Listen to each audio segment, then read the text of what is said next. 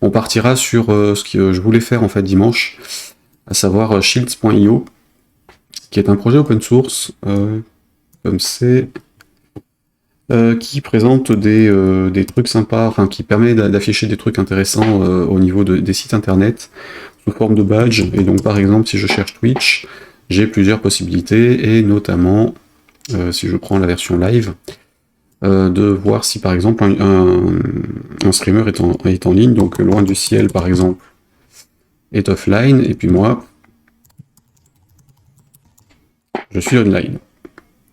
Donc ce genre de truc en fait permet d'afficher des choses sur des sites web. Ça nous envoie une image en réalité qui est générée par le site, et qui a un certain nombre d'API qui sont interprétés derrière.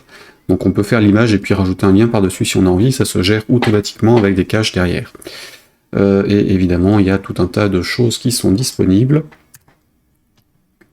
de base selon les différents services. Ici aux heures.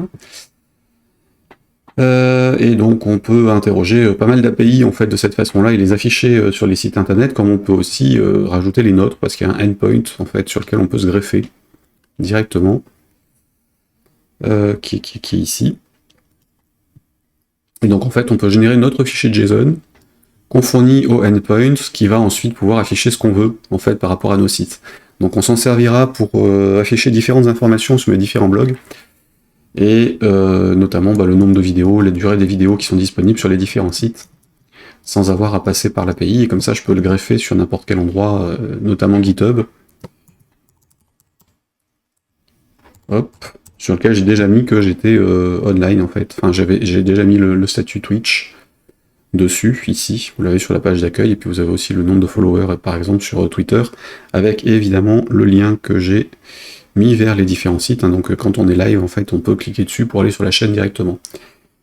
Donc c'est assez pratique, c'est très simple à mettre en place et à configurer. En plus d'être open source, donc le projet est disponible sur GitHub directement.